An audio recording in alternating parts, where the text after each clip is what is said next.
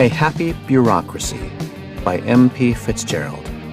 Narrated by Gary Bennett. Author's note: strewn between drug use, groin malice, and cursing on a level tantamount to sacrilege are gratuitous mentions of bureaucracy. These bureaucratic references may not be for the weak of heart. Prologue. Stifled breath was held as an offense was made on the door. There was nothing here but dust and radiation, and the cold glare from an uncaring sun. There was supposed to be no one living for miles, he had made sure of that. Yet blows rattled the door in quick succession. The word knocking was not in his vocabulary, because no one had knocked since the war. He did not dare let out his breath, but realized a fraction too late that she, the little girl with a knife to her throat, had begun to cry. Whoever was on the other side of the door would hear her. The option to hide had gone. "Fuck," he whispered at the child. Her whimpers were not loud, but when silence is the natural order, even a sneeze from a mouse would sound like blaring claxons. He put down the butcher's knife onto his table, and the little girl's eyes spelled relief. He replaced the knife with his rusty hunting rifle. Fight or flight were now having their familiar debate inside of him, and before either could win, another blow came at the door. "Hello?" a meek voice said through the door. "Do you have a moment?" What is this? The man thought, uncertain if there was any danger. Instinct won over indecisiveness, and he loaded an ancient bullet into the gun's chamber. "Hello?" the little girl whimpered. "Yes, hello. Do you have time to talk?" the voice asked politely. "It is very important." Slavers kick in the door. Raiders wait until you're outside. This was confusing.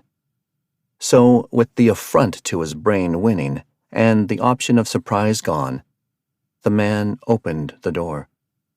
Outside there was dust, and then there was irradiated dust. What was once a thriving and happy suburb, a perfect portrait of the American dream, was now a dead nightmare. The hydrogen bombs never made it this far, but their wrath spread without impetus. The war had ended modern history, and it started something that would make the Dark Ages look like a regular Renaissance. The houses that were once built for families were now mostly empty, rotting slowly under a cruel sun. The grass that once grew on this house's lawn had dried up decades ago, and then burned for warmth. What were once windows were now a collection of boards nailed into the wall of the house haphazardly, their origin likely from the picket fences of the other houses, the people responsible for nailing them now long dead. What was outside was misery, and dust. There should be nothing else. Yet there he was, standing weaponless and awkwardly, was a man who was somehow washed and clean-shaven, his hair cut short and parted to the right, businesslike. His skin was somehow fair and not sun-damaged to a tan leather. This man, against all odds, was wearing clothes that had not only been washed, but also ironed. His shirt collared and white, his shoes black-polished and neatly tied. There was something around his neck. It should have been the bones of his enemies, strung through their dried tendons. It should have been a makeshift bandolier made of bullets and spikes. But instead, it was a tie, a regular black tie with a Windsor knot. Where there should have been a club, a gun, or a spear in hand, was a clipboard and a pen. The pen was not stabbed into someone's eyes, which was the only use he had ever witnessed seeing someone do with one. He had only ever seen someone who looked like this in photographs, before the war. Standing in the distance, leaning on what was once a tree, was a man who did look like he belonged. Shotgun in hand, he was dressed in biker leathers and as rugged and miserable as the earth beneath him. This was professional protection. After making eye contact, he lowered his weapon. No one needed to die yet. "Hello," the man in the tie said. "My name is Arthur McDowell. I am an agent of the Internal Revenue Services. And you are?" "What?" the man responded.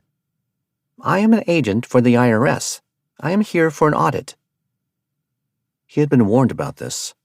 Of all the gangs in the United Wastes, the IRS was the most powerful. He had never met an agent, but he had met others who had. The last time he had joined a raiding gang, the oldest of the group told him once that, "There are only two for sure things in this world, death and taxes. The IRS wants only one of those, but they'll take both if you do not cooperate." Everything else he had heard sounded like myth or a horror story.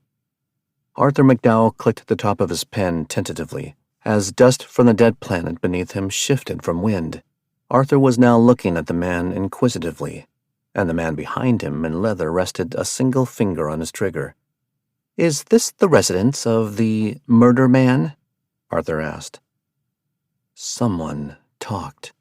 Someone gave him away. If anybody in his old gang had sold him out to slavers, torture would come before death once he got his paws on them.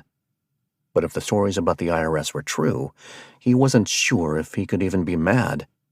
Hell, if the stories were true, he'd do the same. "Yeah, I'm Murder Man." "Good," said Arthur, hurriedly writing something on his board. "Mr. Man, it seems that you did not do your taxes this season. Now, as the Postal Service has not delivered here in a generation, we can understand the oversight. As an auditor, I am here to fix that." "Oh," said Murder Man. What are taxes?" "That is a surprisingly common question, Mr. Man, so no need to be embarrassed." He wasn't embarrassed at all. He was afraid. "Taxes are a percentage of your income that is mandatorily volunteered to the United States government for the goods and services provided to you, a citizen, and to keep the government running.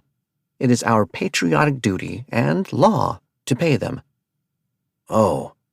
"It looks like you have not paid your taxes this season, Mr. Man, and though the IRS understands that this kind of omission is likely given the circumstances," Arthur swept his hand around him, meaning circumstances to be human holocaust by nuclear fire, "they still must be paid."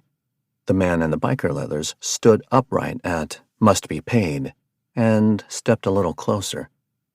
Murder Man had no intention of pissing him off. How you want me to pay him?" Murder Man asked, not eloquently. "With United States currency, of course." "You want old world money?" "Preferably, yes, but the IRS has positioned itself to work with today's economy, so for your convenience we are willing to take bullets or calories." This was the most polite raid Murder Man had ever experienced. Keeping his gun low so as to not piss off the hired help, Murder Man leaned on his doorframe, eyeing Arthur suspiciously. He was hoping the girl stayed quiet. "How much you want?" he finally asked, after another moment filled with listless dust passed. "That is what we are here to find out, Mr. Man. I know that you are unfamiliar with our process.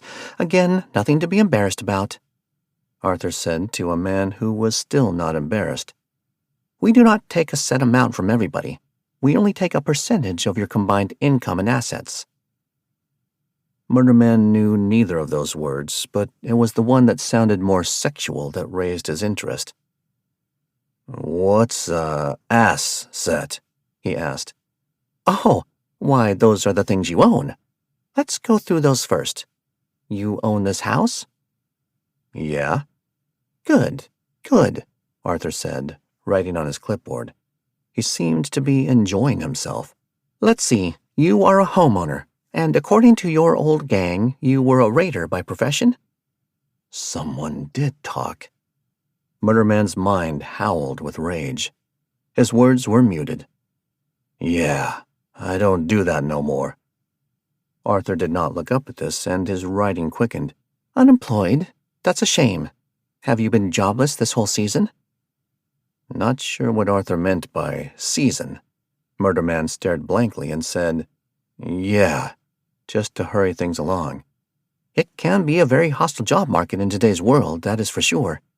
Well, judging by the size of your house and the fact that it is not radiated, we will classify it as Class 3. You should be very proud." Thank you?" "Mm-hmm," Arthur replied, still laying his attention on the clipboard. "Assuming you can't pay with currency, that would put what you owe to be 80,000 calories, 150 bullets, or a combination of the two." Arthur reached into his pocket and fished out a calculator. "I can, of course, help you with the conversion." Murderman's breathing was thin. Flight or fight had not been resolved. I don't have that," he started, before he was quickly interrupted by a now giddy Arthur. "Wait, we haven't gone over your deductibles.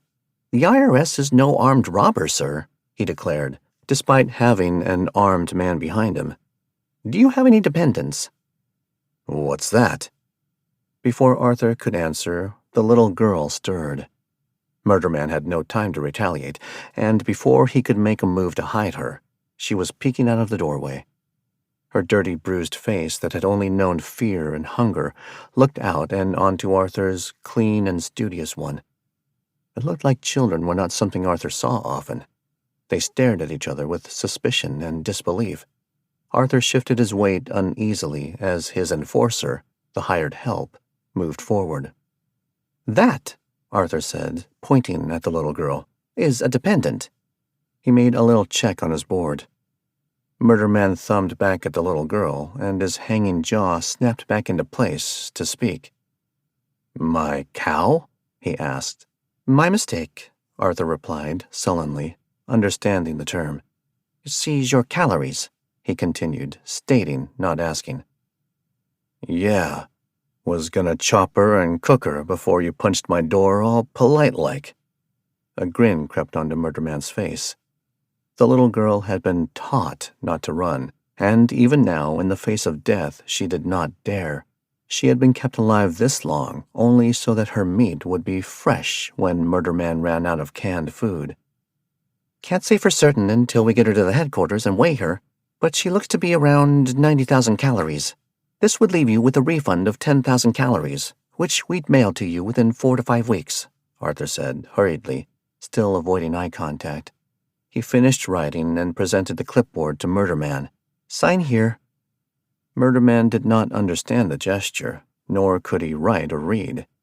What he did understand, though, was that the men in front of him intended to rob him of his meal. A meal he had gone a great length to keep it alive this long, and one that was only going to be eaten if he had no other food.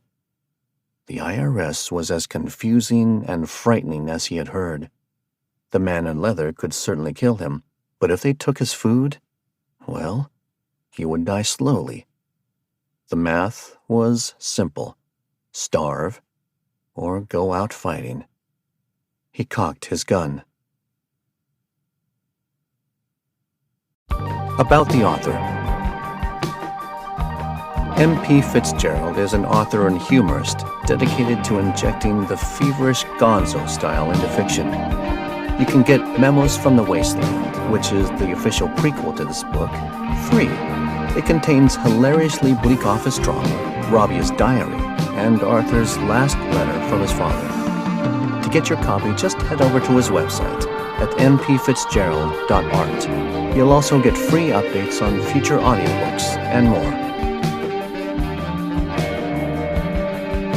We hope you have enjoyed A Happy Bureaucracy by M.P. Fitzgerald, narrated by Gary Bennett.